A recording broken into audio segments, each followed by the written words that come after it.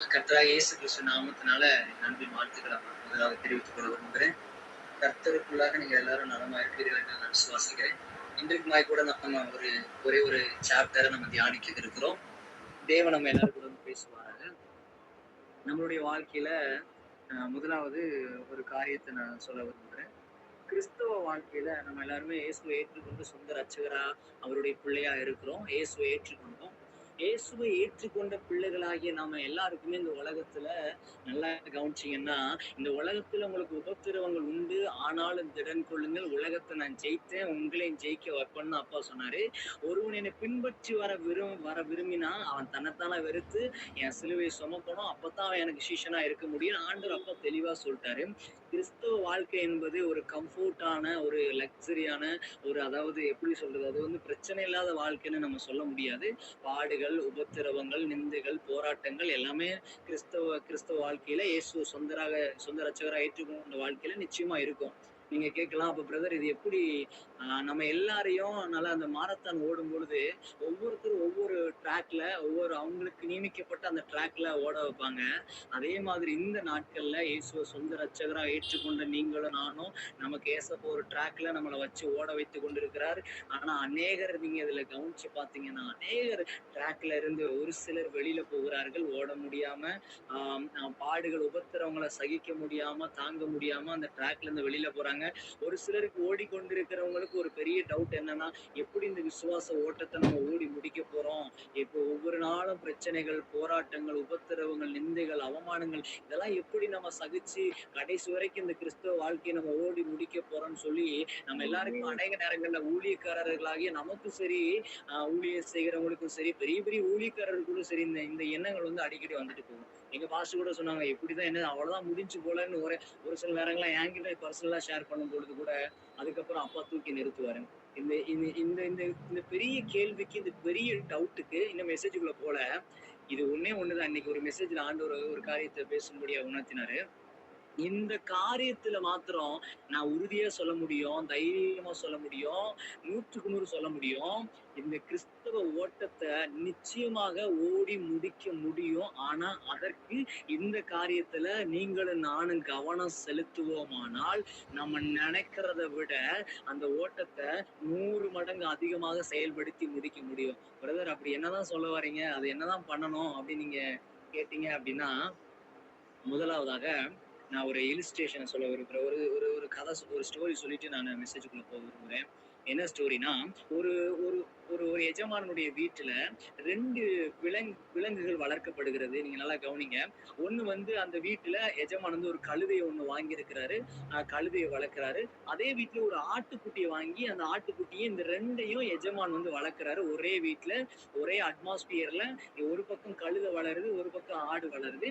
இப்ப இந்த எஜமான் 2மே பயங்கரமா அந்த வீட்டுல வளர்ந்து கொண்டிருக்கிறது. எஜமான் ஆடுக்கு ரொம்ப இம்பார்ட்டன்ட் கொடுத்து அந்த ஆட்டுக்கு வேண்டிய ஆகாரத்தை, போஷாக்க, அது எல்லாமே பயங்கரமா அந்த ஆட்டுக்கு மாத்திரம் கொடுக்கிறாரு. கழுதைக்கு அந்த அளவுக்கு இம்பார்ட்டன்ட் கொடுக்கல. ஆனா அதுக்கும் சாப்பாடு கொடுக்கிறாரு. ஆனா ஆட்டை பராமரிக்கிற அளவுக்கு, அந்த ஆட்டுக்குட்டியை பராமரிக்கிற அளவுக்கு அந்த கழுதையை அவர் பராமரிக்கல. அதை கேர்லெஸ்ஸா விட்டுறாரு. அதாவது கேர்லெஸ்ஸா மீன்ஸ் அந்த அளவுக்கு ஒரு இம்பார்ட்டன்ட் கொடுக்கல. இப்ப அது 2மே ஒரே வீட்டுக்குள்ள வளருது. இந்த கழுதெல்லாம் அடிக்கடி வேதனைப்படுது. அந்த ஆட்டை மட்டும் எஜமான் அப்படி பாத்துக்கிறாருன்ட்டு. ஒரு நாள் வெளியில பிரயாணத்துக்காக புறப்படுறாங்க. புறப்படும் பொழுது லக்கேஜஸ் எல்லாத்தையுமே அந்த கழுதை மேல எஜமான் ஏத்துறாரு. ஏத்துன உடனே இன்னும் கொஞ்சம் லக்கேஜஸ் எல்லாம் இருக்கு. அந்த கழுது நினைச்சிச்சு, சரி கொஞ்சமாவது அந்த ஆட்டு மேல எஜமான் வைப்பாருன்னு பார்த்தா எல்லா லக்கேஜும் தூக்கி கழுது மேலே வச்சுட்டாங்க. அப்ப அந்த ஆடு சொல்லிச்சான், பாத்தியா எஜமான் என்ன மட்டும் எப்படி பத்திரமா பாத்துக்கிறாருன்னு. உன்னை விட என் எஜமான் என்னத்தான் பாத்துக்கிறாரு. பத்தி என் மேல வெயிட்டே வைக்கல, உன் மேலதான் வெயிட்ட வச்சிருக்கிறாருன்னு சொல்லி இந்த ஆடு அந்த கழுதையை ரொம்ப அற்பமா பேசிச்சான். இப்படி பிரயாணத்துக்கு போயிட்டு திரும்ப ரிட்டர்ன் வீட்டுக்கு வரும்பொழுது, வீட்டுக்கிட்ட வந்தோடனே பெரிய மழை பிடிச்ச உடனே அந்த அந்த எஜமான் ஆட்டை மட்டும் அந்த வீட்டுக்குள்ள தூக்கிட்டு போயிட்டாரு. சரி, இந்த கழுது நினைச்சு சரி நம்மளையும் கொண்டு உள்ள கூட்டிட்டு வருவாருன்னு பார்த்தா கதவை கூட்டிட்டு வரவே இல்லையா. அது அப்படியே மழையிலே அது பாட்டுக்கு நனையச்சோன்னு விட்டுட்டாரு போல. ஆஹ் இது பார்த்த அந்த கழுதைக்கு ஒரே வேதனை. நான் மட்டும் அந்த ஆடை மாதிரி பிறந்திருந்தேன்னா என்னையும் இப்படித்தானே நல்லா கவனிச்சிருப்பாங்க. நான் ஏன் தான் எனக்கு கடவுள் இப்படி, ஏன் தான் என்னை இப்படி கழுதையா படைச்சாருன்னு சொல்லி அந்த ஆடு ரொம்ப வேதனைப்பட்டுச்சான். அப்ப குடும்பம் 2மே ஒரே வீட்டுக்குள்ள வளருது. வளரும்பொழுது ஆடு நல்லா பெருசா வருது. கழுதையும் அப்படியே பெருசா வருது. ஒரு நாள் வீட்டுக்கு அந்த எஜமானுடைய நண்பர்கள்லாம் வராங்க. ஆட தொட்டு தொட்டு பார்க்குறாங்க. எஜமான்ட்ட பேசுறாங்க. அப்பயும் அந்த ஆடு கழுதைய பார்த்து சொல்லுது, "பாத்தியா, விருந்தாளி வந்தா கூட என்னத்தான் தொட்டு பார்க்குறாங்க. என்னத்தான் எல்லாருமே லைக் பண்றாங்க" அப்படின்னு. இவங்க என்ன பண்றாங்கன்னா, ஒருத்தருக்கு ஒருத்தர் பேசிக்கிறாங்க. இந்த ஆடு நல்லா பெருசா வளர்ந்த உடனே அந்த எஜமான்ட்ட, "இந்த ஆட்ட நாங்க எடுத்துக்கிறோம். எங்களுக்கு இத்தனை கிலோ, இவ்வளவு கிலோலாம் தேவைப்படுது" அப்படின்னு சொல்லி ஒருத்தருக்கு ஒருத்தர் கூட்டமா வந்து பேசிட்டு இருக்காங்க. இந்த ஆடுக்கு ஒண்ணும் புரியல. பேசிட்டு போயிட்டாங்க. அடுத்த நாள் காலையில வந்த உடனே ஆட புடிச்சாங்க. அதே வீட்டுக்கு முன்னாடி புடிச்சு கீழ போட்டு, ஆட அதே எஜமானுக்கு முன்னாடி, கழுதைக்கு முன்னாடி உரிச்சு, துண்டா கட் பண்ணி, பீஸா கட் பண்ணி, அந்த ஆட்ட கட் பண்ணி எல்லாத்துக்கும் பீஸா கிலோ, இவங்களுக்கு இவ்வளோ கிலோ, இவங்களுக்கு இவ்வளோ கிலோ அப்படின்னு சொல்லி அந்த ஆட வந்து டிஸ்ட்ரிபியூட் பண்ணிட்டாங்க. அப்ப அந்த பார்த்த கழுதை ஒண்ணு சொல்லுச்சாம், ரொம்ப முக்கியமானது. இதுல ஒரு பெரிய ஆழமான ஒரு காரியம் அடங்கியிருக்கு. அந்த கழுதை சொல்லுச்சாம், 2 கைய உயர்த்தி, தேவனுக்கு, "நல்ல வேளை ஆண்டவரே, நான் ஆடா பிறக்காம விட்டுட்டேன். என்ன நீங்க கழுதையா வச்சதான் கரெக்ட்டு" அப்படின்னு சொல்லி அந்த கழுதை சொல்லி ஆண்டவருக்கு தேங்க்ஸ் பண்ணுச்சாம். என்ன மட்டும் நான் நினைச்சேன் ஆடா பிறந்திருக்கலாமோன்னு. இல்ல, இல்ல. நீங்க என்ன கழுதையா வச்சதுக்கு ஒரு நோக்கம் இருக்கு அப்படின்னு சொல்லி அப்பதான் அந்த கழுதைக்கு புரிய ஆரம்பிச்சுதாம். ஆட்ட வந்து அந்த பர்ப்பஸ்க்காக படைச்சிருக்காரு. கழுதைய வந்து இந்த பர்ப்பஸ்க்காக படைச்சிருக்காரு. இந்த மெசேஜுக்குள்ள அடுத்து போவோம். இது என்ன சொல்ல வரேன் அப்படின்னா, இந்த டீம்ல இணைஞ்சிருக்கிற, நான் உறுதியா சொல்ல முடியும். நீங்க வேலை பார்த்துக்கிட்டு இருக்கலாம். நீங்க பிசினஸ் பண்ணலாம். உங்க எல்லார் மேலயும் தேவன் ஒரு பெரிய திட்டத்த வச்சிருக்காரு. உங்க எல்லார் மேலயும் இண்டிவிஜுவல் திட்டத்த வச்சிருக்கிறாரு. உங்க எல்லாரையும் ஸ்பெஷலா திட்டத்தோட தான் அழைச்சிருக்கிறாரு. உங்க எல்லார் மேலயும் ஒவ்வொரு பிளான வச்சிருக்கிறாரு. நீங்க வேலை பார்த்துக்கிட்டு இருக்கலாம். நீங்க என்ன வேணா இருக்கலாம். இல்ல வயசா இருந்திருக்கலாம். எப்படி வேணா இருந்திருக்கலாம். மோசே 80 வயசுலதான் காலிங்க கொடுக்கிறாரு.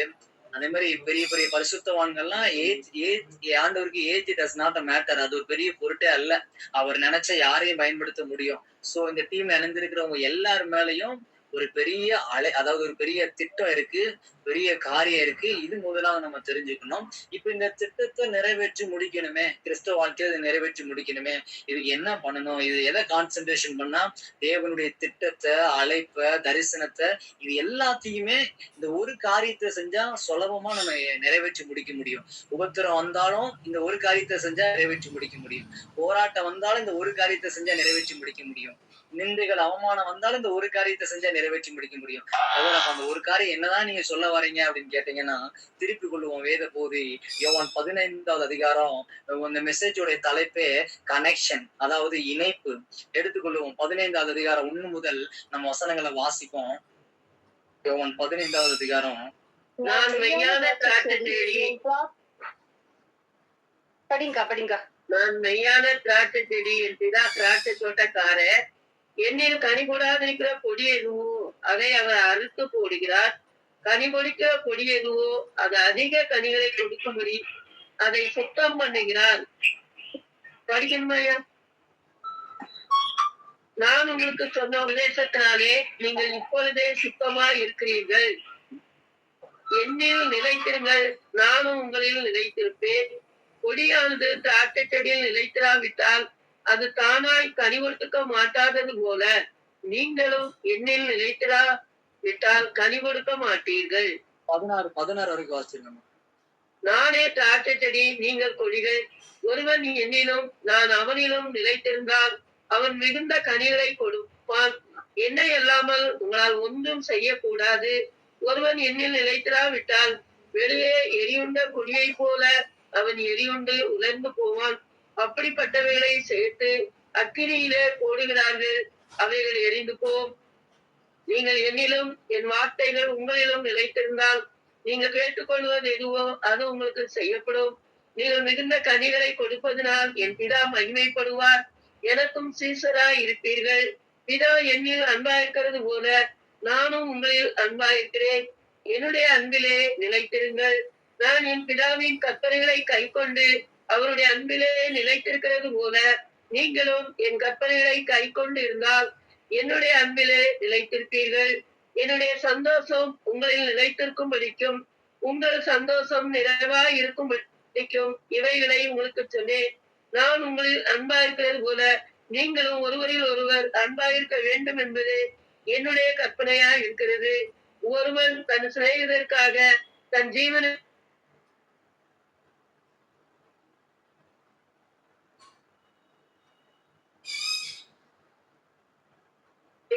இருப்பீர்கள். இனி நான் உங்களை ஊழியக்காரர் என்று சொல்லுகிறதில்லை. ஊழியக்காரன் தன் எஜமான் செய்கிறதை அறிய மாட்டான். நான் உங்களை சிநேகிதர் என்றேன். ஏனெனில் உன் பிதா தன் எஜமான் செய்கிறதை அறிய மாட்டான். நான் உங்களை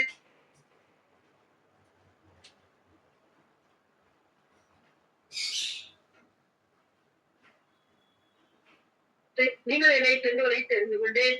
நீங்கள் என் நாமத்தினாலே பிதாவை கேட்டுக்கொள்வது எதுவோ அதை அவர் உங்களுக்கு கொடுக்கத்தக்கதாக நீங்கள் போய் கனி கொடுக்கும்படிக்கும் உங்கள் கனி நிலைத்திருக்கும்படிக்கும் நான் உங்களை ஏற்படுத்தினேன். ஆமென். ஹல்லேலூயா. இப்ப இந்த சத்தியத்தை வாசிக்கும் பொழுது இயேசு கிறிஸ்து சொல்லுகிறாரு, நான் திராட்சை செடியா இருக்கிறேன், என் பிதா இப்ப கூட நம்ம சொன்னோம், எப்படி பிரதர் இந்த அழைப்பை நிறைவேற்றி முடிக்கிறது? இப்ப நாங்க ஊழியக்காரங்களா நாங்க ஒப்பு கொடுத்து வந்திருக்கிறோம், எங்களை நீங்க பார்த்திருக்கிறீங்க. ஆஹ் எனக்கு ஒரு மிகப்பெரிய ஆரம்ப நாட்கள்ல ஊழியத்துக்கு ஃபுல் டைமா இருந்து எப்படி இந்த அழைப்பு தரிசனத்தை எப்படிதான் நிறைவேற்றி முடிக்க போறோமோ ஒண்ணுமே தெரியாது. அழைச்சாரு, நம்ம வாட்டுக்கு வந்துட்டோம், ஃபேமிலி இருக்கு, எல்லாத்தையும் அடுத்து என்ன நடக்க போகுது எதுவுமே தெரியாது. அவர் அழைச்சாரு, அந்த அழைப்புக்கு கீழ்ப்படிஞ்சு வந்துட்டோம். ஊழியனா என்னன்னு தெரியாது, ஏன்னா இப்ப விக்கிரக பின்னணியில இருந்து வந்திருக்கிறோம், நம்ம ஒண்ணுமே தெரியாதே. அப்படிங்கும் போது ஆண்டவர் ஒரு காரியத்தை காண்பித்தார். என்ன அப்படின்னா, அதுதான் இணைப்பு. நீ மாத்திரம் என்னோட இணைஞ்சிருக்கும் பொழுது அதத்தான் இந்த பாக்குறோம். நான் திராட்சை செடி, என் பிதா திராட்சை தோட்டக்காரரு. நான் திராட்சை செடி, என் பிதா திராட்சை தோட்டக்காரரு. அதாவது அவர் சொல்றாரு, நான் திராட்சை செடியா இருக்கிறேன்ப்பா, என் பிதா திராட்சை தோட்டக்காரரா இருக்கிறாங்க. கனி கொடுக்கிற பாயிண்ட் அந்த 2வது வசனத்துல அவர் சொல்ல வராரு பாருங்க. என்ன சொல்ல வர்றாருன்னா, ஒரே நிமிஷம்.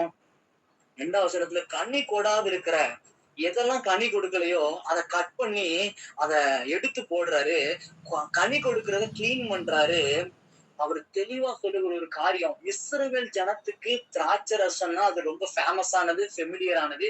அதனால அத ஒரு எக்ஸாம்பிள் வச்சு, ஒரு திராட்சை செடியில இருக்கிற அந்த வேர்ல இருந்துதான் சாராம்சம் அதோட கொடிக்கு டிரான்ஸ்லேட் ஆகும். அந்த வேரில என்ன சாராம்சம் உருவாகி அது அப்படியே ஸ்ப்ளெட் ஆகி அது கொடிக்கு போகுது பாருங்க. அதே மாதிரி நம்ம மாத்திரம் அவரோட இணைஞ்சிருக்கும் பொழுது அவருடைய அந்த சாராம்சம் என்று சொல்லப்படுகிற வேதத்துல கனிகள் 9 வகையான கனிகளை நம்ம சுலபமா கொடுக்க முடியும், இணைந்திருந்தால் மட்டுமே. இணையலன்னா கட் பண்ணி அது அக்கினிக்கு போடப்படும் என்று வேதம் சொல்லுகிறது. ஆண்டவர் இந்த வசனத்துல இந்த இப்ப வாசித்த இந்த 16 வசனத்துல நீங்க திரும்ப திரும்ப வாசிங்கன்னா 3 காரியத்தை அவர் சொல்லிக்கிட்டே இருப்பாரு. என்ன சொல்றாரு நீங்க கேட்டீங்கன்னா, என்னில நிலைச்சிரு, என் வார்த்தையில நிலைச்சிரு, என் அன்புல நிலைச்சிரு. என்ன சொல்றாரு? என்னில நிலைத்திரு, என் வார்த்தையில நிலைத்திரு, என் அன்புல நிலைத்திரு. அகைன் அகைன் அகைன் இயேசு கிறிஸ்து இந்த 3 டைம், அப்பா என் மேல நிலைச்சிருப்பா, என் கூட இரு, என் வார்த்தையில நிலைச்சிரு, என் அன்புல நிலைச்சிரு அப்படின்னு சொன்னாரு. இந்த 3ஐயும் தூக்கி எதுல வைக்கிறாரு தெரியுமா? இந்த 3 ஃபைலையும் ஒரே ஃபைலுக்குள்ள வைக்கிறாரு. என்ன சொன்னார்னா, என் ஆண்டவர்கிட்ட கேட்ட, ஆண்டவரே எப்படி உங்களுக்குள்ள நிலைச்சிருக்கணும், உங்க வார்த்தையில எப்படி நிலைச்சிருக்க முடியும், உங்க அன்புல எப்படி நிலைச்சிருக்க முடியும், எனக்கு ஒண்ணும் புரியலையா ஆண்டவரேன்னு கேட்கும் பொழுது ஆண்டவர் சொல்றாரு, என் வசனத்துக்கு கீழ்ப்படிஞ்சா இந்த 3ஐயும் சுலபமா செய்ய முடியும்னு ஆண்டவர் சொல்றாரு. என்னில நிலைச்சிரு, என் வார்த்தையில நிலைச்சிரு, என் அன்புல நிலைச்சிரு. வசனத்திற்கு கீழ்ப்படிந்தாதான் இந்த 3ஐயுமே செய்து முடிக்க முடியும். அப்பதான் ஃப்ரூட் அதிகமான கனிகளை கொடுக்க முடியும். நீங்க அதுல வாசிச்சீங்கன்னா அப்பதான் நீங்க எனக்கு சீஷரா இருப்பீங்க. நீங்க மிகுதியான கனி கொடுக்கும் பொழுது நான் சந்தோஷப்படுவேன், பிதா என்ன மகிமைப்படுவாரு, நீங்க எனக்கு சீஷரா இருப்பீங்க. இதுல ஊழியம் செய்கிறவர்களா இருக்கலாம். ஊழியம் செய்கிறவங்க விசேஷித்த விதமா தேவன் நம்ம கிட்ட நிறைய கனி எதிர்பார்க்கிறாரு. விசுவாசிக்கிட்டுங்கிறத விட தேவனுக்காக அர்ப்பணிச்சு வந்த ஊழியர்களுக்கு நிறைய கனி எதிர்பார்க்கிறாரு. இது வேத வசனத்துல அப்பொழுது மிகுந்த கனியை, அதிகமான கனியை கொடுக்கறதுனால நீங்க சீச்சர்னு மத்தவங்க எல்லாம் பார்ப்பாங்க அப்படின்னு சொல்றாரு. கனி கொடுக்கத்தான் நம்மளை அழைச்சிருக்கிறாரு. அந்த கனியில நிலைச்சு நிற்கத்தான் அழைச்சிருக்கிறாரு. அது மாத்திரம் இல்ல, ஒரு வசனத்தை 16 வசனத்துல, நீங்கள் என்னை தெரிந்து கொள்ளவில்லை, நான் உங்களை தெரிந்து கொண்டேன் என்று இந்த வசனத்தை நம்ம அடிக்கடி ஒர்ஷிப்ல பயன்படுத்துவோம். நீங்கள் என்ன தெரிந்து கொள்ளல, ஏன் தெரிந்து கொண்டாருன்ட்டு அந்த வசனத்துல அதுக்கு கீழே கொடுத்திருக்காரு. நீங்கள் போய் கனி கொடுக்கும்படிக்கும் உங்கள் கனியில நிலைத்திருக்கும்படிக்கு நான் உங்களை ஏற்படுத்தினேன். அப்பா, உன்னை தெரிந்தெடுத்தது எதுக்காக தெரியுமா? நீ எனக்கு கனி கொடுக்கணும். இந்த பூமியில நான் ஒரு மரமா வச்சிருக்கிறேன், நீ எனக்கு கனி கொடுக்கணும் அப்படின்னு தான் நம்மளை தெரிந்தெடுத்திருக்கிறாரு. ஒரே ஒரு காரியத்தை இந்த டீம்ல இணைஞ்சிருக்கிறவங்க எல்லாத்துக்கும் ஒரு ரெக்வஸ்டா ஒரு காரியத்தை நான் சொல்ல விரும்புகிறேன். என்னதுன்னா, நிச்சயமா நான் சொல்ல விரும்புகிற காரியம், ஆண்டவர் நம்மளிடத்துல கனி எதிர்பார்க்கிறாருங்க. ஆண்டவர் நம்மளிடத்துல கனி எதிர்பார்க்கிறாரு. அந்த கனி கொடுக்கிறவளா நம்ம மாறணும். கொஞ்சமா கனி கொடுக்கிறவளா இருந்தோம்னா இன்னும் அதிக கனிகளை கொடுக்கணும். நீங்களும் நானும் கனி கொடுக்கிறவளா மாறிக்கொண்டே இருந்தோம்னா, நீங்களும் நானும் வாயை திறந்து சுவிசேஷம் அறிவிக்கணும்னு அவசியம் இல்ல. உங்க லைஃப் என் லைஃப் சுவிசேஷமா மாறும். அவன் நம்ம கிட்ட வந்து சொல்லுவான், நீங்களும் நானும் 9 வகையான கனியில ஒரு கனி மாத்திரம் நான் இப்ப பேச விரும்புறேன். அன்புங்கிற அந்த ஒரு கனி. இன்னைக்கு இந்த உலகத்துல, இந்த உலகம் முழுவதும் நீங்க எடுத்துக்கொண்டீர்கள் என்றால், ஒவ்வொரு நாளும் நீங்க நியூஸ பாத்தீங்கன்னா, அன்புக்காக இயங்கி கொண்டிருக்கிற கோடிக்கணக்கான ஜனங்கள், அது இந்துவா இருக்கலாம், முஸ்லிமா இருக்கலாம், கிறிஸ்டியனா இருக்கலாம், அது தேவனுடைய பிள்ளைகளா இருக்கலாம், அன்புக்காக இயங்கி கொண்டிருக்கிற ஜனங்கள் உங்களை என்ன இப்போ இந்த நேரத்துல ஆவிக்குரிய மண்டலத்துல தூக்கி கொண்டு போய் உங்க ஆவிக்குரிய கண்ணை, ஏன் ஆவிக்குரிய கண்ணை ஆண்டவர் திறந்து காமிச்சாருன்னா ஒரு காரியத்தை நம்ம பார்க்க முடியும். இந்த உலகத்துல கோடிக்கணக்கான ஜனங்கள் உண்மையான அன்புக்காக இயங்கி கொண்டிருக்கிறாங்க.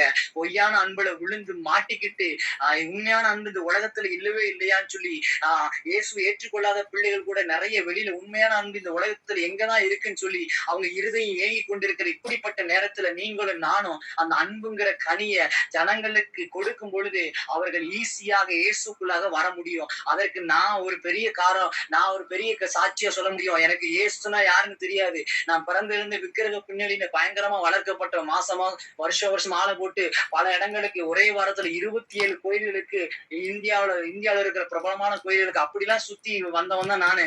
ஆனா இந்த சின்ன வயசுல எனக்கு பெரிய தாக்கத்தை ஏற்படுத்தினது என்கிட்ட நான் கேட்ட சத்தம் எல்லாமே, நீ வேஸ்ட், நீ உருப்பட மாட்ட, நீ மேல வரமாட்ட. சின்ன வயசுல இருந்து இப்படிப்பட்ட சத்தத்தை கேட்டு வளர்ந்தேன். ஆனா ஒரு தேவ பிள்ளை, ஒரு பாஸ்டர் அம்மா சண்டே கிளாஸ்ல VBSல எனக்கு சொல்லி கொடுத்தாங்க. அவங்க எதை சொல்லி கொடுத்தாங்கன்னா, எனக்கு இயேசுவை சொல்லி கொடுக்கல, இயேசுடைய வாழ்க்கையை காமிச்சாங்க. இயேசுவை எனக்கு சொல்லி கொடுக்கல, அவங்க கிட்ட இயேசுவோட அன்பை பார்த்தேன். இப்படிலாம் நேசிக்க முடியுமா அப்படின்ட்டுதான் அவங்கள பார்த்து நான் ஆச்சரியப்பட்டேன். இப்படிலாம் நேசிக்க முடியுமா அப்படின்ட்டுதான் அவங்கள பார்த்து நான் ஆச்சரியப்பட்டேன். உங்களை பார்த்து நான் ஒண்ணு சொல்றேன், நீங்களும் நானும் அந்த அன்பை ஜனங்களுக்கு கொடுக்கிறவர்களா இருக்கணும்னு ஆண்டவர் நிச்சயமா நம்மளை விரும்புறாரு. நீங்களும் நானும் அந்த அன்பை அநேக ஜனங்களுக்கு கொடுக்கணும்னு விரும்புறாருங்க. ஒண்ணுதான், நிறைய கனி இருக்கு, நம்ம தியானிச்சுட்டே போலாம். கனி கொடுக்கிறவங்களா நம்ம இருக்கிறோமா? அன்பான 4 வார்த்தை. அநேக ஜனங்கள் அன்புக்காக ஏங்கி கொண்டிருக்கிறாங்க. அன்பு கனி கொடுக்கிறவர்களா நம்ம மாறணும். அவரோட இணைக்கப்பட்டு கனி கொடுக்கிறவர்களா மாறணும். அந்த அன்புங்கிற ஒரு கனி குறித்து நான் பேச விரும்புறேன். இன்னைக்கு கனி கொடுக்கிறவர்களா நம்ம மாறும் பொழுது அநேகர் நம்ம மூலமா வாயை திறந்து சுவிசேஷம் அறிவிக்க வேண்டாம். நீங்களும் நானும் ஜனங்களிடத்துல அன்பு கொடுக்கும் பொழுது, அன்பை காட்டும் பொழுது, அன்பு, விசுவாசம், நம்பிக்கை, இந்த 3ல பிரதானமானது அன்பே பெரியது. அந்த 3ல அன்பே பெரியதுன்னு ஏசப்பா சொல்லியிருக்கிறாங்க. இந்த 3ல அன்பே பெரியதுன்னு தான் ஏசப்பா சொல்லியிருக்கிறாங்க. அப்ப அந்த 3ல அன்பே நிலைச்சு நிற்குன்னு ஏசப்பா சொல்லியிருக்கிறாங்க. அதனால இந்த அன்புங்கிற அதாவது கனிய ஜனங்களுக்கு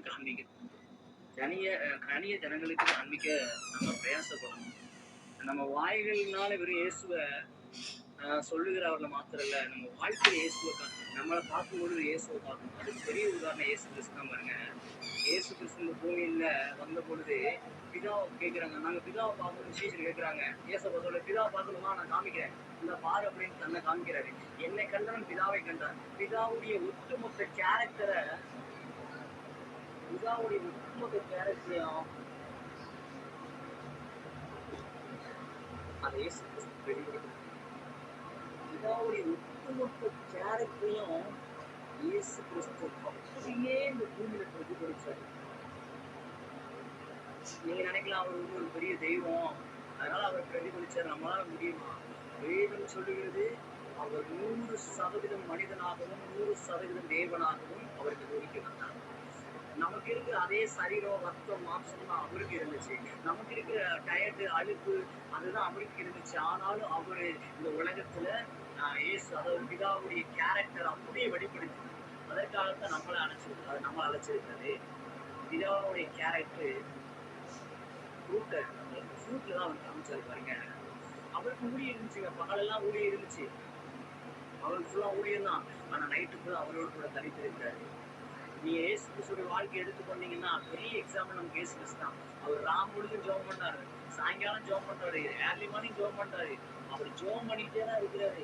அவர் தேவனோட கனெக்டடா தான் இருக்கிறாரு. தேவனோடு கனெக்டடா இருக்கிறதுனாலதான் அவர் கனிகளை கொடுக்க முடியும். அதே மாதிரிதான் நம்ம தேவனோடு கனெக்டடா இருக்கும்போது நம்ம கனிகளை கொடுக்க முடியும். அது மாத்திரம் அவர் வைத்த திட்டத்தை நிறைவேற்றி முடிக்க முடியும். என்ன சோதனைகள், போராட்டங்கள், பாடுகள் எல்லாமே வந்தாலும் அவரோட கனெக்ஷன்ல இருந்தால்தான் எல்லாவற்றையும் செய்து இந்த அவருடைய சித்தத்தை நிறைவேற்றி முடிக்க முடியும். உங்களுக்கு எனக்கு துண்டிக்கப்பட்ட உறவை இயேசு கனெக்ஷன் பண்ணும்படிதான் சிலுவையில இந்த பூமிக்கு இறங்கி வந்து விலைக்கரையமா அவருடைய ரத்தத்தையே கொடுத்தாரு பாருங்க. அகைன் அண்ட் அகைன் நான் திரும்ப ஞாபகப்படுத்துற ஒரு விஷயம், தயவு செய்து நம்ம கனி கொடுக்கிறவர்களாய் மாற வேண்டும் என்று தேவன் நம்ம இடத்துல ஒவ்வொரு நாளும் எதிர்பார்க்கணும். கனி கொடுக்கிறவர்களாய் மாற வேண்டும் என்று நீங்கள் நம்ம எந்த கனி கொடுக்கிற கொடி எதுவோ அது அதிக கனிகளை கொடுக்கும்படி அவர் சுத்தம் பண்ணார். கனி கொடுக்கிற கொடி எதுவோ அது அதிக கனிகளை கொடுக்கும்படி அவர் சுத்தம் பண்ணார். இப்போ நீங்களும் நானும் கனி கொடுக்கிறவர்களா இன்னைக்கு இப்போ ஒரு சில கனி கொடுக்கிறவர்களா இருக்கிறோம்னா இன்னும் அதிக கனிகளை கொடுக்கும்படியா தேவன் நம்ம சுத்தம் பண்ணுவாங்க. அதுக்கு என்ன செய்யணும் அப்படின்னா, என்னில நிலைத்திரு, என் வார்த்தையில நிலைத்திரு, என் அன்பில நிலைச்சு, இந்த பூமி கொண்டு வந்து எங்க வச்சாருன்னா வார்த்தையை கீழ்ப்படுகிறது. இப்பொழுது சொல்லப்படுகிற உபதேசத்தினால நீங்க சுத்தமாயிட்டீங்க அப்படின்னு ஆண்டவர் சொல்றாரு. கனெக்ஷன்ங்கிறது தேவனுடைய எப்பயுமே ஜெபம் பண்ணி முடிச்சு ஆமென்னு சொன்ன உடனே நமக்கு ஏசப்பாக்கு ஒரு சம்பந்தம் இல்லாத ஒரு வாழ்க்கை அதை தேவன் நம்ம கிட்ட ஒரு நாள் விரும்பல. என்ன ஜெபம் பண்ணி முடிச்சாலும் அப்பாவோடு நான் என் பரிசுத்த ஆவியானவர் எனக்குள்ளாக இருக்கிறார், மீட்கப்படும் நாளுக்கு என்று முத்திரையாக பரிசுத்த ஆவியானவர் பெற்றிருக்கிறோம். ஏசப்பா எனக்குள்ளதான் இருக்கிறாரு, என் கூட தான் இருக்கிறாரு, அவரோட நான் பேசிக்கிட்டே இருப்பேன். நீங்க பெரிய பெரிய தேவனால வல்லமையா பயன்படுத்தப்பட்ட ஊழியர்கிட்ட கேட்டீங்கன்னா அவங்க வெற்றி வந்து பலிபிடத்தில் இல்ல, ஜெப அறையில. அவங்க தரிசனம் வளர்வது பலிபிடத்தில் அல்ல, ஜெப அறையில. அவங்களுடைய எல்லாமே ஒரு குழந்தை வளர்வது கருவறையில, ஆனா தரிசனம் வளர்வது ஜெப அறையில. இதுதான் ஊழியம் வளர்வது ஜெபாரதான். தேவனோடு இருக்கிற உறவு வளர்வது ஜெபாரதான். தேவ சமூகத்துல மாத்திரம் ஒரு மனிதன் உருவாக்கப்பட்டு தேவனோட இணையும் பொழுது பெரிய பெரிய காரியங்களை சுலபமா செய்ய முடியும். நீங்களும் நானும் இந்த நாட்கள்ல எதுல அதிகமா போக்கஸ் பண்ண போறோம் அப்படின்னா, தேவனோடு இருக்கிற அந்த கனெக்ஷன்ல போக்கஸ் பண்ண போறோம். ஏன்னா அப்பா திராட்சை அவர் வந்து செடியா இருக்கிறத நம்ம குடியா இருக்கிறோம். அவருடைய சாராம்சம் எல்லாமே நம்ம கிட்ட வந்து அப்படியே இறங்கணும் அப்படின்னா நம்ம அவரோட கனெக்ஷன்ல கரெக்டா இருந்துட்டோம்னா அவருடைய கேரக்டரை நம்ம பிரதிபலிச்சுட்டே இருக்கோம். மலைகள் இருக்கிற பட்டணமா உப்பா வெளிச்சமா நீங்களும் நானும் போய் சுவிசேஷம் அறிவிக்க தேவையில்லை. நீங்களும் நாளை நிற்கும் பொழுது ஜனங்களை கொண்டு வந்து எப்படி உங்களால மாத்திரம் இப்படி இந்த உலகத்துல பாவம் நிறைஞ்ச உலகத்துல எப்படி உங்களால பரிசுத்தமா வாழ முடியுது? எல்லாருமே தற்கிரியரா சுயக்கிரியரா இருக்கிற நேரத்துல உங்களால மட்டும் எப்படி அன்பு செலுத்த முடியுதுன்னு உங்களை என்னையும் தேடி வந்து உங்களால எப்படி இருக்க முடியுதுன்னு சொல்லி கேட்கும் பொழுது அப்ப தைரியமா சொல்லணும், என் அப்பா இயேசு கிறிஸ்துவாலதான் இருக்க முடியுது, அவரால் மட்டும்தான் இதை செய்ய முடியும், அவரால் மட்டும்தான் செய்ய முடியும். அந்த இடத்துல இயேசு அவர்களுடைய இருதயத்துல விதைச்சு நம்ம போயிட்டே இருக்கோம். அதுக்கு ஒரே ஒரு காரணம், அவரோடு கூட நம்ம இணைஞ்சிருக்கும் பொழுது இயேசுவை ஜனங்களுக்கு கொடுக்க முடியும். நீங்களும் நானும் இயேசுவோட இணைஞ்சிருந்து ஒரு மனுஷனுக்கு ஒரு வார்த்தை பேசும்பொழுது அது அவன் இருதயத்தை உடைக்கும். நீங்களும் நானும் இணையாம இருக்கும்போது என்ன வார்த்தை சொன்னா நாங்க வேலை செய்யணும்னு வேலை செய்ய முடியும். அதனால இந்த நாட்கள்ல அதிகமாக நம்ம ஃபோக்கஸ் பண்ண வேண்டிய ஒரு விஷயம் என்ன அப்படின்னா, அவரோடு இருக்கிற இணைப்பு. இந்த இணைப்புல நம்ம ஃபோக்கஸ் பண்ணும்போது தேசப்பா நமக்கு பெரிய வெற்றி கொடுப்பாரு. நமக்கு பெரிய வெற்றி கொடுப்பாரு. பெரிய வெற்றிகள் சாதாரணமான வெற்றி அல்ல, பயங்கரமான வெற்றி உங்களுக்கு எனக்கு குடும்பத்தில் கொடுப்பாரு. ஆமென். ஹல்லேலூயா. ஹல்லேலூயா. அதனால நான் விசுவாசிக்கிறேன், இந்த கெட்சமனே ஃபெலோஷிப்ல இருக்கிற நிறைய பேர் உங்க எல்லாரும் மேலேயும் ஏசப்பா புரியத்தோட வந்து ஃப்ரூட்ஸை பறிக்க போறேன். உங்ககிட்ட நிறைய கனி அவர் பறிக்க போறாரு. உங்களை இந்த பூமியில வச்சு நினைச்சு ஏசப்பா சந்தோஷப்பட போறாரு. சரி, என் புள்ள எனக்காக கனி கொடுக்குற ஒரு டீம் இருக்கு, எனக்காக கனி கொடுக்கும், அங்க போனா எப்போனா கனியை பறிக்கலாம்னு சொல்லி உங்களே என்னைய பார்த்து ஆண்டவர் தூதர்களுக்கு முன்னாடி சாட்சி கொடுத்தாரு. ஆமென். அப்படியாக நம்ம வாழ்க்கையை மாற்றுவாராங்க. இது வரைக்கும் இப்ப என் மரத்துல ஒரு 2 கனி மாத்திரம் இருக்கலாம். நான் அப்பாட்ட ஜெபம் பண்ண போறேன், நம்ம ஜெபம் பண்ண போறோம். ஏசப்பா, மரம் முழுவதும் கனியா, ஏசப்பா நீங்க இந்த மரத்தை பார்க்கும்போது வச்சு இந்த மரத்தை இந்த பூமியில வச்சிருக்கு நான் ரொம்ப சந்தோஷப்படுறேன்டா அப்படின்னு சொல்லி சந்தோஷப்படணுமே தவிர, மரத்தை வச்சிருக்கு நான் ரொம்ப துக்கப்படுறேன், 1 வருஷம் ஆச்சு, 2 வருஷம் ஆச்சு, 3 வருஷம் ஆச்சு, நானும் வெயிட் பண்ணிட்டே இருக்கிறேன், இப்போ கனி கொடுக்கும் அப்போ கனி கொடுக்கும்ட்டு, ஆனா கனியே கொடுக்கல அப்படின்னு சொல்லி அவரை துக்கப்படுத்துகிற ஒரு மனமா நம்ம இருக்கக்கூடாது. பாருங்க, நான் விசுவாசிக்கிறேன் நீங்களும் நானும் நிறைய கனி கொடுக்க போறோம் ஏசப்பாக்காக. ஏசப்பாவை சந்தோஷப்படுத்துகிற ஒரு பாத்திரமா நம்ம மாற போறோம். ஏசப்பா என்கிட்ட ஒரு காரியத்தை சொன்னாங்க, டீச்சர் என்னை வேதனைப்படுத்துகிற ஒரு கூட்டம், கிறிஸ்தவத்திலே என்னை வேதனைப்படுத்துகிற கூட்டம் நிறைய இருக்கு, என்னை துக்கப்படுத்துகிற கூட்டம் நிறைய இருக்கு, என்னோட இருதயத்தை காயப்படுத்துகிற கூட்டம் நிறைய இருக்கு, ஆனா என்னை சந்தோஷப்படுத்துகிற கூட்டம் கொஞ்சம் தான் இருக்கு. நீ எந்த டிஸ்ட்ரிக்ட்ல நிக்க போற, நீ யார் பட்சத்துல நிக்க போற? அன்னைக்கு மோசை கேட்டது போல நீங்க எங்க யார் பக்கத்துல நிக்க போறீங்க? கர்த்தர் பக்கத்துல நிக்க போறீங்களா இல்ல பாகல் பட்சத்துல நிக்க போறீங்களா? அன்னைக்கு ஒரு மோசை கேட்டது போல அதே மாதிரி ஏசப்பா என்கிட்ட கேட்டாரு. அதே கிறிஸ்தவங்க தான், இயேசு ஏற்றுக்கொண்டவங்க தான், தசமா கொடுக்கிறவங்க தான், காணிக்கெல்லாம் கரெக்டா கொடுக்கிறவங்க தான், சர்ச்சுக்கெல்லாம் கரெக்டா வருகிறவங்க தான், ஆனா தன்னுடைய கனியில என்ன காமிக்கிறதுக்கு என்ன காமிக்கல. இவங்கதான் கிறிஸ்தவங்களான்னு சொல்லி பேர் வாங்கி என்னை குற்றப்படுத்தி என்னை ஆராதிக்கிறேன்னு சொல்றாங்க, சர்ச்சுக்கு வரேன்னு சொல்றாங்க, என்னை காயப்படுத்துறாங்க. என்னை காயப்படுத்துகிற கூட்டம் பெரிய கொண்டேதான் இருக்கு. இதன் மத்தியில என்னை சந்தோஷப்படுத்துகிற கூட்டம் கம்மியா தான் இருக்கு. நீ எந்த கூட்டத்துல நிக்க போற எனக்காக அப்படின்னு சொல்லி ஆண்டவர் கேட்கும் பொழுது, அப்ப ஆண்டவர் ஒப்பு கொடுத்து, இல்ல ஆண்டவரே, காயப்படுத்துகிற கூட்டத்துல இல்ல, ஒரு சந்தோஷப்படுத்துகிற கூட்டத்துல நான் நிக்க போறேன், அதுக்கு என்ன விளைக்கிறே செலுத்தணுமோ அதுக்கு செய்ய ஒப்பு கொடுக்குறது நான் ஆண்டவர்கிட்ட சொன்னேன். ஆமா, இன்னைக்கு உங்களை என்னைய பார்த்து ஆண்டவர் அதே மாதிரிதான் நம்ம இன்னைக்கு அவரை சந்தோஷப்படுத்த வேதம் சொல்லுகிறது நீதிபதியில, ஞானமுள்ள மகன் தகப்பனோட இருதயத்தை சந்தோஷப்படுத்துகிறான். ஒரு கோடை காலத்துல உறைந்த மழையின் குளிர்ச்சி எப்படி இருக்கிறதோ அப்படியே உண்மையான ஸ்தானாதிபதி எஜமானுடைய ஆத்மாவை குளிர பண்ணுகிறார். இந்த டீம்ல இருக்கிற நீங்களும் நானும் எஜமானுடைய ஆத்மாவை இனி வரப்போற ஒவ்வொரு நாள்ல இருந்தும் நம்மளை ரட்சித்ததை நினைச்சு ஏசப்பா சந்தோஷப்படுகிற அளவுக்கு நம்ம கிட்ட தேவன் கனிகளை பறிக்கிற அளவுக்கு, அந்த அளவுக்கு தேவனோட கனெக்ஷன்ல நம்ம கனெக்ட் ஆகும். பெரிய வெற்றி தேவனுக்காக பெரிய வெற்றி கொடுப்போம். ஆமென். நம்ம ஜெபம் பண்ணுவோம். நல்ல ஆண்டவரே, இந்த அருமையான நேரத்துல உண்மை துதிக்கிறோம், உண்மை ஸ்தோத்திரிக்கிறேன் ஏசப்பா. இந்த நேரத்திலுமாய் கூட ஏசப்பா உண்மை துதிக்கிறோம், உண்மை ஸ்தோத்திரிக்கிறோம், உமக்கு நன்றி செலுத்துகிறோம். நன்றி ஆண்டவரே. அப்பா, இன்னைக்கு பார்த்த இந்த வேத வார்த்தையின்படி ஆண்டவரே, நான் திராட்சை செடி, நீங்க தான் கொடிகள்னு சொன்னீங்க ஏசப்பா. நீங்க ஆண்டவரே ஸ்தோத்திரம், என்கிட்ட என் பிள்ளைங்களா என்கிட்ட நிலைச்சிருந்தாங்கன்னா நிறைய கனி கொடுப்பாங்கன்னு சொல்லி இன்னைக்கு சொன்னீங்களேப்பா. என்கிட்ட நிலைச்சிருக்கணும், என் வார்த்தையில நிலைச்சிருக்கணும், என் அன்புல நிலைச்சிருக்கணும், என் வார்த்தைக்கு கீழ்ப்படியணும். அப்படி கீழ்ப்படியும் பொழுது நான் மகிமைப்படுவேன், பிதா மகிமைப்படுவார், நிறைய ஃப்ரூட் கொடுப்பாங்க, அவங்களை நினைச்சு நான் ரொம்ப சந்தோஷப்படுவேன்னு சொல்லி சொன்னீங்களேப்பா. அப்பா, இந்த நாட்கள்ல ஆண்டவர் அது மாத்திரம் ஒரு காரியத்தை நீங்க ஸ்பெசிபிக் பண்ணி சொன்னீங்க. அன்புக்காக ஏங்கி கொண்டிருக்கிற ஜனங்களுக்கு என் அன்பை யாரு கொண்டு போவா? நிறைய ஜனங்கள் அன்புக்காக ஏங்கி கொண்டிருக்க, அவங்களுக்கு ஒரு வார்த்தை அன்பா 4 வார்த்தை பேசும் பொழுது அவங்களுக்கு இருதயம் உடைக்கப்படுமே. இப்படிப்பட்ட இயேசு எனக்கு வேணுமே. ஆமாண்டவர் ஏசப்பா, நான் அப்படிதான் ஆண்டவர் வந்தேன், அன்புக்காக ஏங்கி கொண்டிருந்தேன். கிறிஸ்துவ அன்பு ஒரு பாஸ்டமாட்ட பார்த்து எனக்கு இந்த இயேசு வேணும்னு சொல்லி நான் ஏற்றுக்கொண்டு நீ ஊழியக்காரனை வைத்திருக்கிறது போல இந்த டீம்ல இருந்திருக்கிறீங்க எல்லாரையும் ஏசப்பா உங்ககிட்ட ஒப்பு கொடுக்குறோம். உங்களை காமிக்கணும், உங்க கனிகளை ஜனங்களுக்கு எங்ககிட்ட பார்க்கணும் ஏசப்பா. இதுவரைக்கும் சரியா பார்க்காம இருந்த ஒரு விஷயம் தயவா மன்னிச்சிருங்க. இதுவரைக்கும் கனி கொடுக்காம இருந்தா எங்களை மன்னிச்சிருங்க. இன்னைக்குல இருந்து எங்களை கனி கொடுக்கிறவங்களா நீங்க மாற்றும்படியா ஒப்பு கொடுத்து நான் ஜெபிக்கிறேன் ஏசப்பா. இன்னையில இருந்து கனி கொடுக்கிறவங்களா நீ மாற்றும்படியா ஒப்பு கொடுத்து நான் ஜெபிக்கிறேன் ஏசப்பா. அப்பா, இன்னையில இருந்து கனி கொடுக்கிறவங்களா நீ மாற்றும்படியா ஒப்பு கொடுத்து நாங்க ஜெபிக்கிறோம் ஏசப்பா. எதெல்லாம் கனி கொடுக்கறதுக்கு டிஸ்டர்பன்ஸா இருக்கோ அதெல்லாம் கட் பண்ணி போடுங்கப்பா. எதெல்லாம் கனி கொடுக்கறதுக்கு டிஸ்டர்பன்ஸா இருக்கோ அதெல்லாம் ரிமூவ் பண்ணி அப்புறப்படுத்தி நீங்க போடும்படியா ஜெபிக்கிறேன் ஏசப்பா.